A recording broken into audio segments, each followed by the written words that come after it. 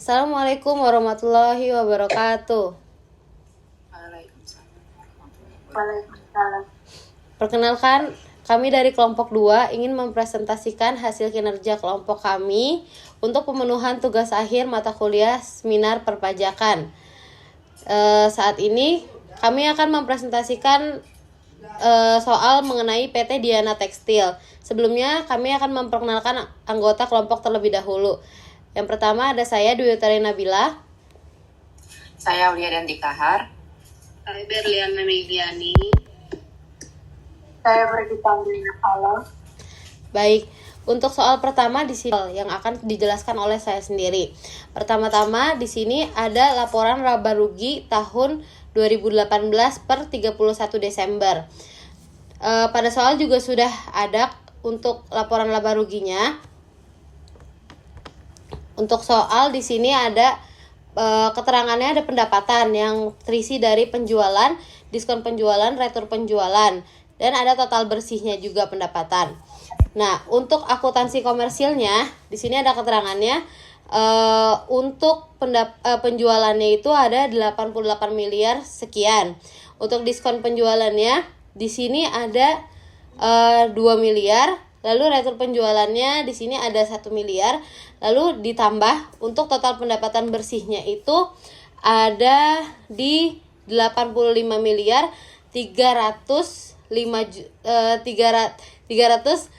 juta 727.500. Nah, lalu di sini ada HPP. Untuk HPP-nya di sini ada persediaan awal barang dagang sekitar 16 juta. Untuk pembeliannya di sini ada untuk persediaan awal barang dagang ada 16 miliar.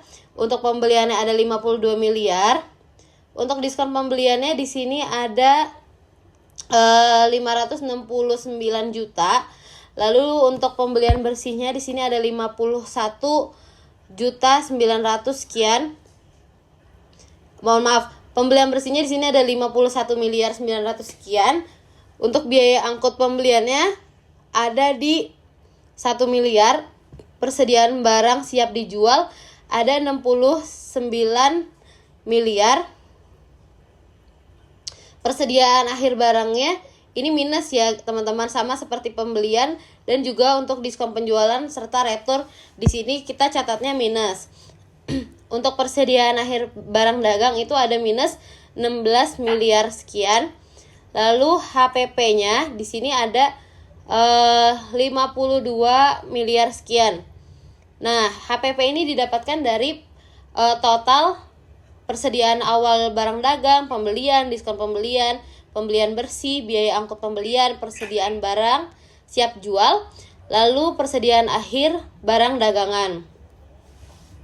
Nah, lalu didapatkanlah di sini laba kotor. Laba kotor didapat dari total pendapatan bersih dikurangi dengan HPP, yaitu hasilnya 32 miliar rupiah. Ada sekian-sekiannya cuma tidak saya sebutkan ya.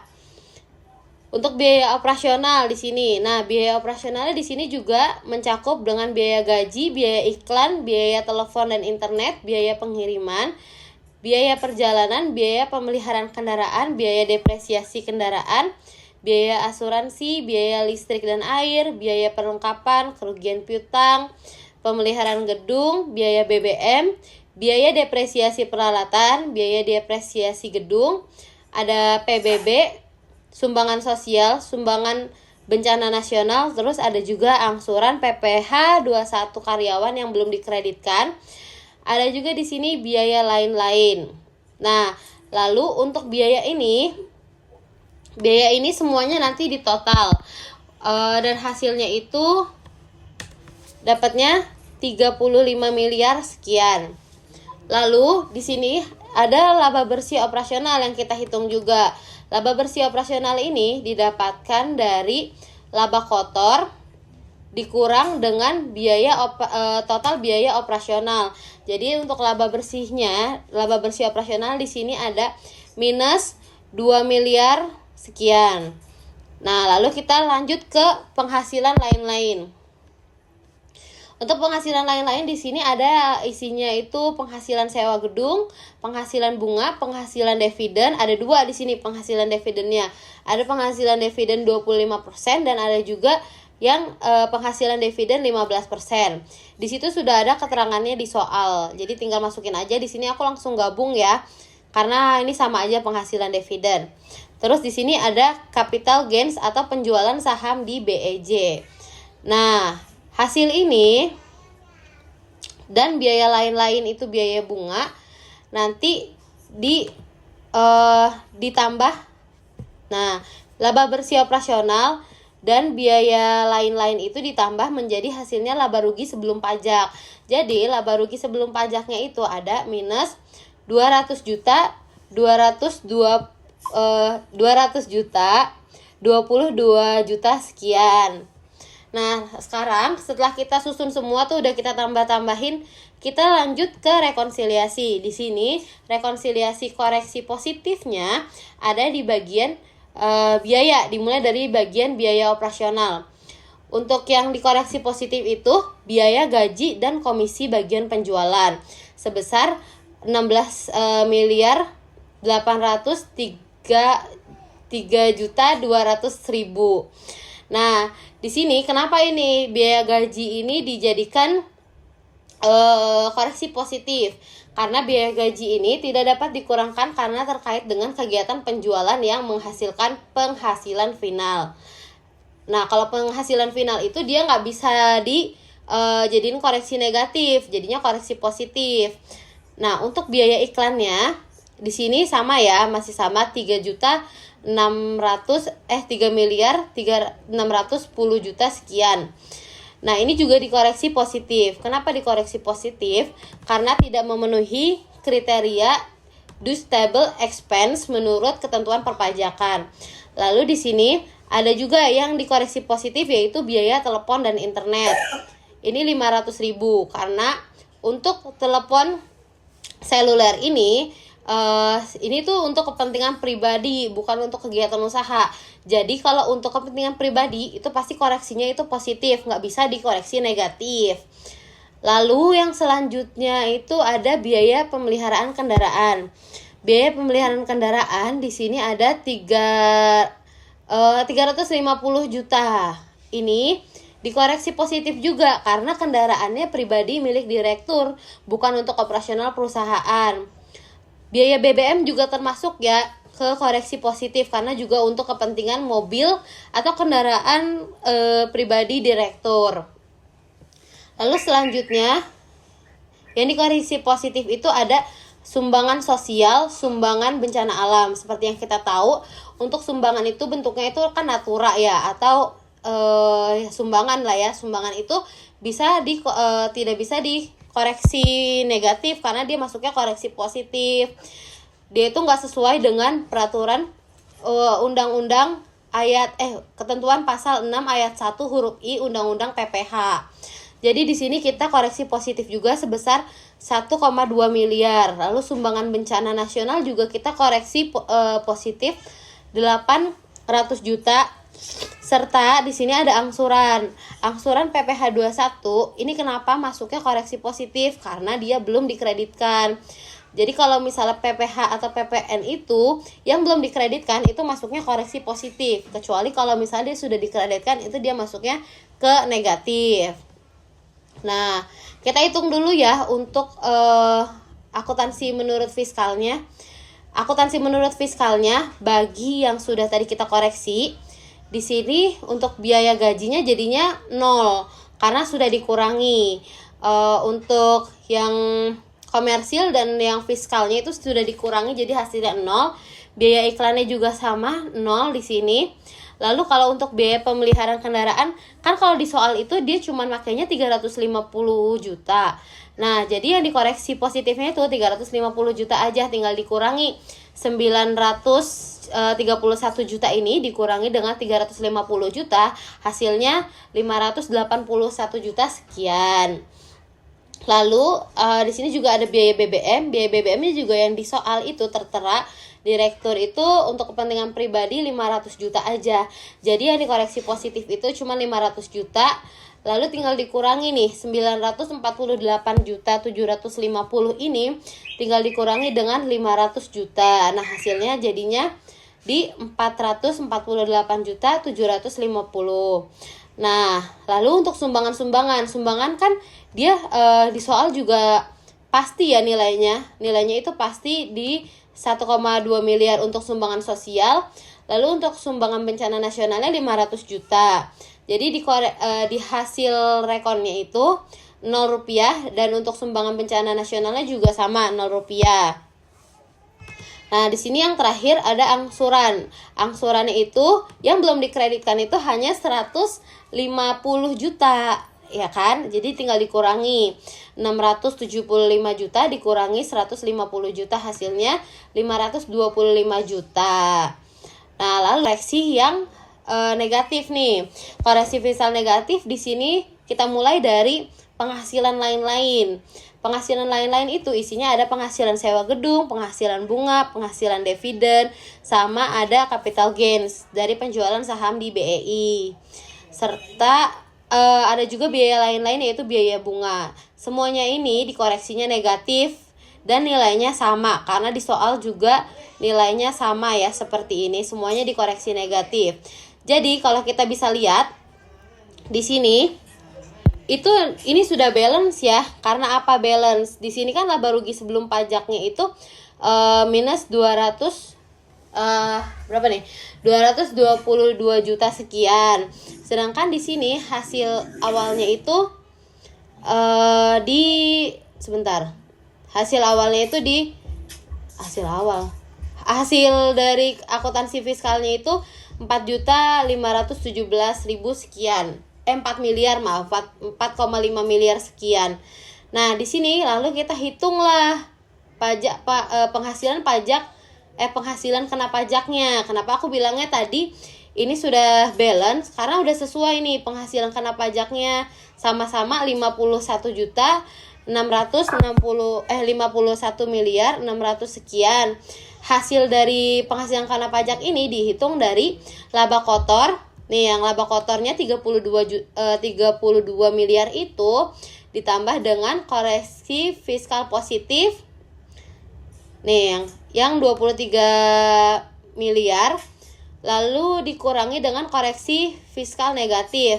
Koreksi fiskal negatifnya itu di 4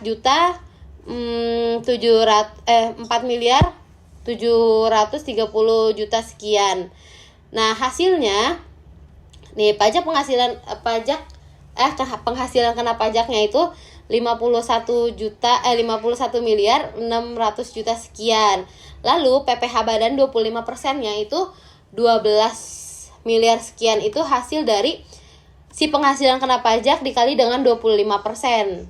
Nah, jadi PPh kurang bayarnya ini terlihat di sini sekitar 12 miliar 900 juta lebih, seperti itu.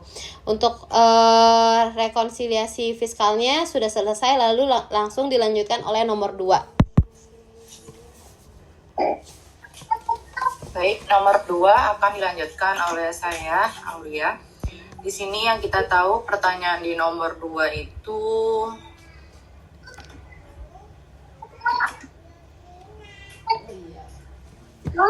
tentukan dan hitunglah all tax, yaitu PPh 21, 22, 23, 24, 26 dan pasal 4 ayat 2 serta PPN yang harus dibayar oleh PT Diana Tekstil pada tahun 2018. Yang kita tahu di sini kan sudah ada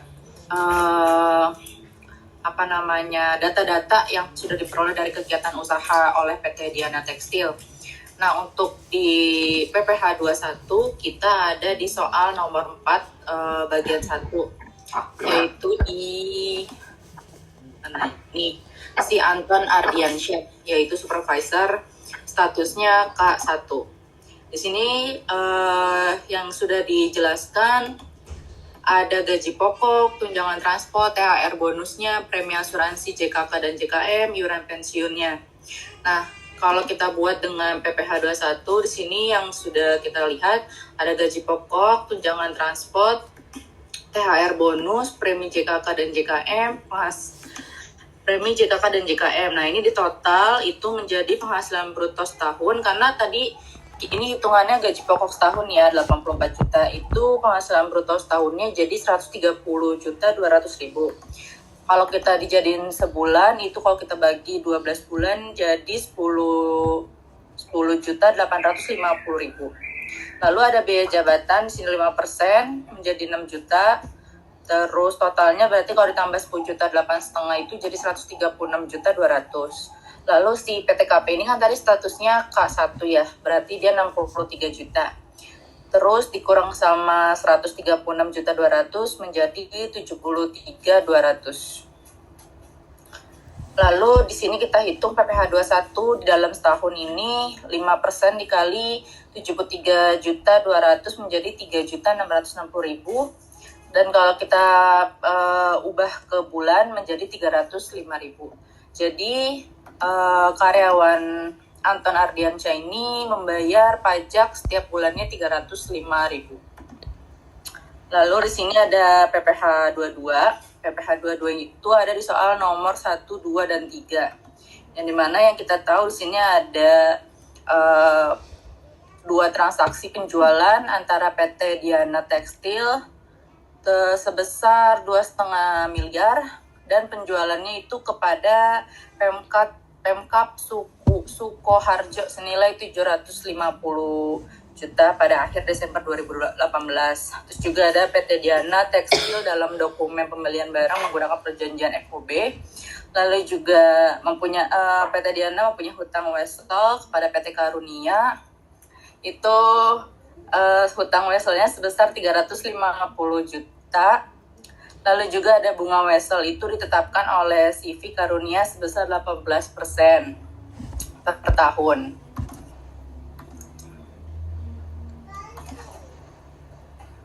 Yang kita sudah lihat di sini soalnya.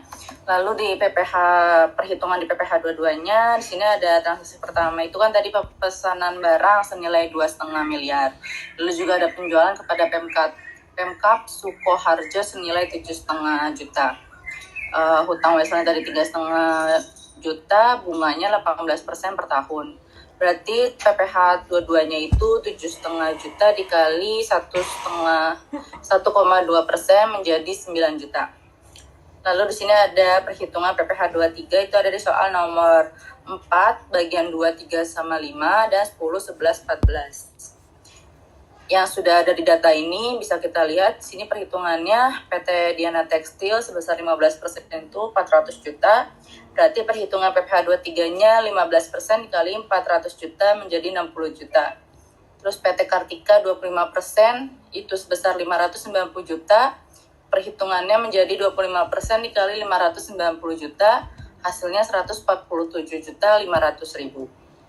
Lalu sini juga ada PPh 23 dari pendapatan dividennya itu 600 juta ditambah 147.500 juta menjadi 207.500.000. Lalu pembayaran dividen kepada pemegang saham itu 12.500. Berarti perhitungannya 15% dikali 12.500 menjadi 1.875.000. Terus juga ada lagi di PPh pasal 23 di soal nomor 2 itu 2% dikali 750 juta menjadi 15%.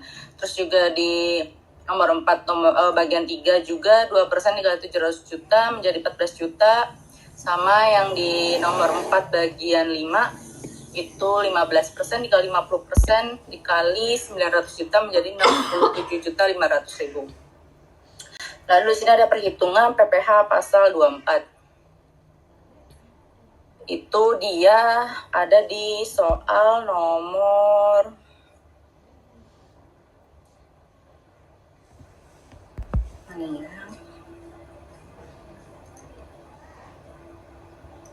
soal nomor 18. PT Diana Tekstil belum mencatat adanya penghasilan neto dari Malaysia sebesar 5 miliar. Pajak yang dipotong di Malaysia 1 miliar, serta dari Singapura sebesar 8 miliar, pajak yang dipotong di Singapura sebesar 8 miliar. Perhitungannya menjadi, ini kita buat tabelnya dulu, perhitungan Malaysia tadi penghasilan netonya 5 miliar, Singapura 8 miliar, pajak yang dipotong di luar negeri itu 1 miliar, dan kalau di Singapura 800.000. 800 juta, mohon maaf. Berarti perhitungan tarifnya itu kalau di tahun 2018 25%. PPh terutang di Indonesia-nya 25% dikali total dari ini penghasilan neto di dua negara, yaitu 13 miliar menjadi 3.250.000. Dan pajak yang dipotong di luar negerinya itu sebesar 1,8 miliar. Jadi kredit pajak PPh pasal 24 yang dapat dikurangkan dalam perhitungan PPh badan yaitu 1,8 miliar karena kurang dari 3.250.000. Lalu di sini ada perhitungan PPh pasal 26 ada pada soal nomor 4 bagian 6.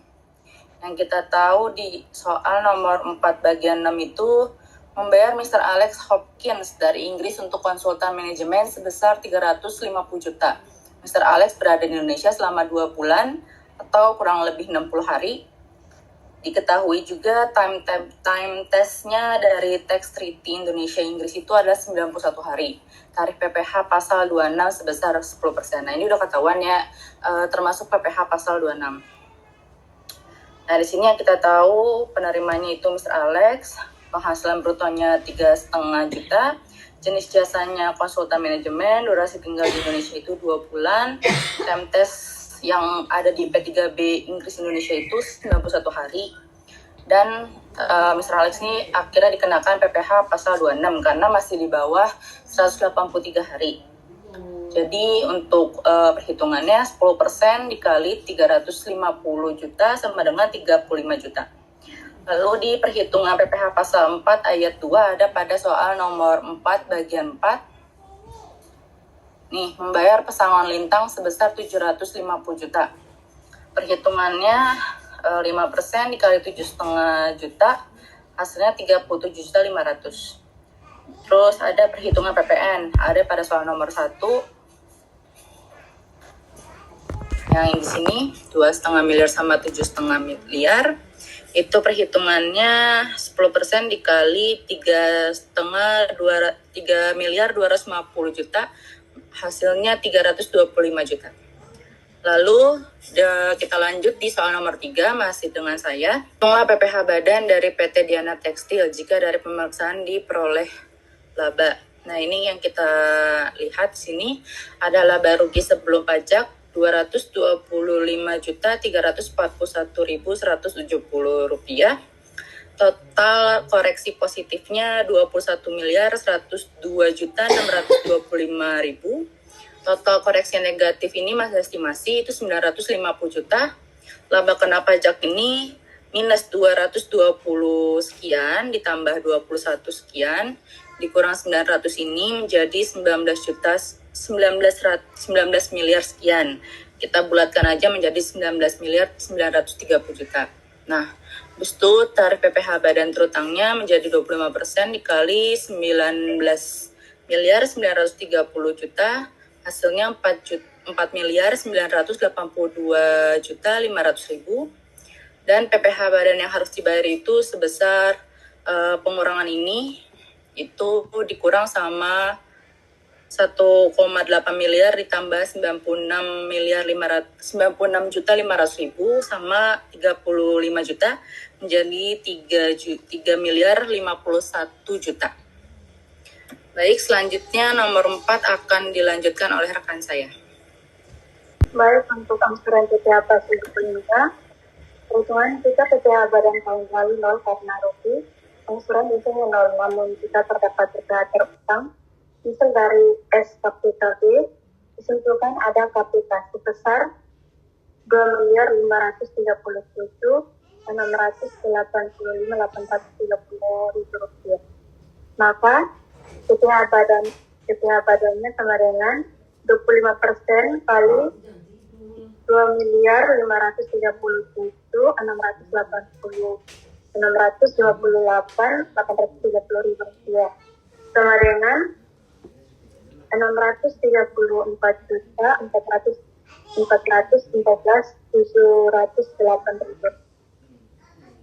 Untuk angsuran pasal 25 sama dengan 1/12 kali 634.414.708 sama dengan 52.889.000 rupiah per bulan. Untuk sanksi administrasinya, asumsi SKPKB terbit Oktober 2020. Jatuh tempo bayarnya PPh April 2019. Keterlambatannya adalah 18 bulan. Untuk sanksi bunga 2% kali 18 bulan kali 634.414.708 rupiah sama dengan 228.389.295 rupiah. Untuk berikutnya dijelaskan oleh Berli. Ada soal nomor 6, yaitu hitunglah materai yang terutang dan bagaimana cara pembayarannya. Berdasarkan yang ada di soal, pendapatan sewa gedung dari penyewaan gedung yang perjanjiannya dilakukan di bawah tangan dan ditemukan belum bermaterai. Perhitungan bea materainya yaitu yang pertama, untuk menghitung bea materai terutang, kita perlu mengetahui nilai transaksi sewa gedung. Dari laporan laba rugi PT Diana Tekstil, penghasilan sewa gedung tercatat sebesar 1.320.000.000. Berdasarkan peraturan bea materai yang berlaku di Indonesia, Undang-Undang Nomor 10 Tahun 2020 tentang bea materai, dokumen yang membuat jumlah uang dengan nilai nominal lebih dari 5 juta akan dikenakan bea materai sebesar 10.000. Dalam kasus ini, nilai sewa gedung adalah 1.320.000.000 yang jelas melebihi ambang batas yaitu 5 juta. Oleh karena itu, perjanjian sewa tersebut seharusnya dikenakan bea materai. Bea materai terhutang 10.000. Cara pembayaran bea materai terhutang, karena perjanjian sewa tersebut ditemukan belum bermaterai saat pemeriksaan, ini termasuk dalam kategori bea materai terhutang yang belum dibayar. Selanjutnya ada cara pembayaran bea materai terhutang.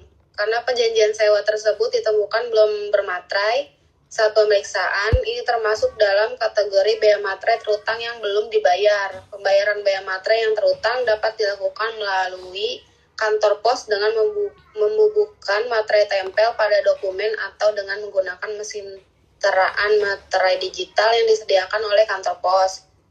Dalam kasus dokumen yang belum dibubuhi materai, pembayaran bea materai terhutang dilakukan dengan menyetorkan ke kas negara melalui bank persepsi atau kantor pos persepsi, dan kemudian pejabat yang berwenang akan membubuhkan cap atau tanda lunas bea materai pada dokumen tersebut.